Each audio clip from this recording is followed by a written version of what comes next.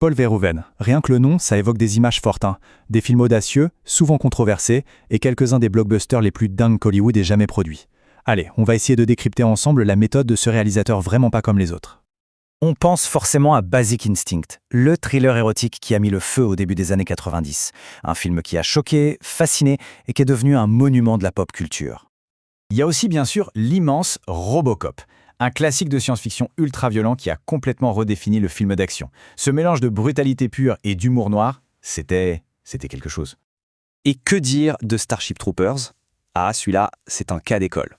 Une satire sanglante du fascisme, de la guerre, mais qui était si bien déguisée en blockbuster de SF que beaucoup, à l'époque, sont passés complètement à côté. Et puis évidemment, Showgirls, le film qui devait être un scandale sulfureux et qui a fini en désastre critique et commercial. Sauf que, contre toute attente, c'est devenu un film culte, analysé et même célébré des années plus tard. Alors la question se pose et elle est centrale. Est-ce que tous ces films ne sont que de la provoque gratuite, juste pour choquer, ou est-ce qu'il y a une vraie vision artistique, profonde et cohérente derrière toute cette folie? Pour comprendre sa période hollywoodienne, en fait, il faut revenir en arrière, retourner à ses origines. Tout commence aux Pays-Bas. C'est là que Verhoeven a vraiment forgé son style si particulier. Dès ses débuts, le succès est là. Turkish Delice, par exemple, c'est un véritable raz-marée. Mais Verhoeven, il adore déjà confronter les sensibilités un peu bourgeoises avec des représentations très très crues de la vie. Ça va culminer avec Spatters, un film qui a vraiment choqué son pays. Et ce qui est fou, c'est que son succès populaire et son style provocateur finissent par lui mettre à dos la critique et les institutions. Face à de plus en plus de censure et de contraintes, eh bien, il va chercher ailleurs la liberté dont il a besoin. Et cet ailleurs, c'est Hollywood. Et c'est là que le génie de Verhoeven va vraiment exploser. À Hollywood, il va utiliser les grands genres populaires, le film d'action, la SF, comme une sorte de cheval de Troie. L'idée, y cacher un commentaire social super subversif et très personnel. Prenons Robocop.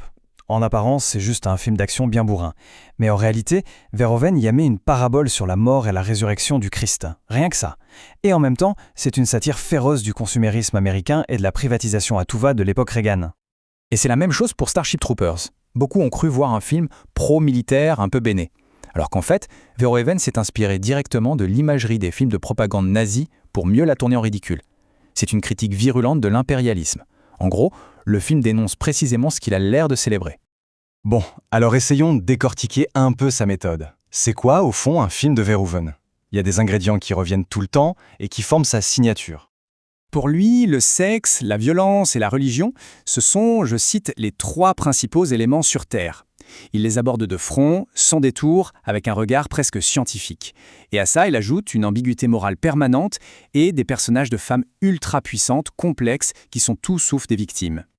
Cette évolution de ces héroïnes, elle est d'ailleurs fascinante. On passe de la veuve noire un peu fantasmée du quatrième homme à la femme fatale totalement manipulatrice de Basic Instinct pour arriver à la complexité psychologique incroyable de Michelle dans Elle, qui refuse purement et simplement le statut de victime. Alors, au final, comment on définit Paul Verhoeven? Eh bien, loin d'être juste un provocateur, il apparaît vraiment comme un auteur avec une vision ultra cohérente. Un cinéaste qui est resté fidèle à ses obsessions du début à la fin de sa carrière. Et franchement, rien ne le résume mieux que lui-même. C'est ce qu'il a dit quand il est allé chercher en personne son Razzie Award du pire réalisateur pour Showgirls. Il a toujours su comment son travail était perçu et il n'a jamais cherché à s'en excuser. C'est assez classe quand même.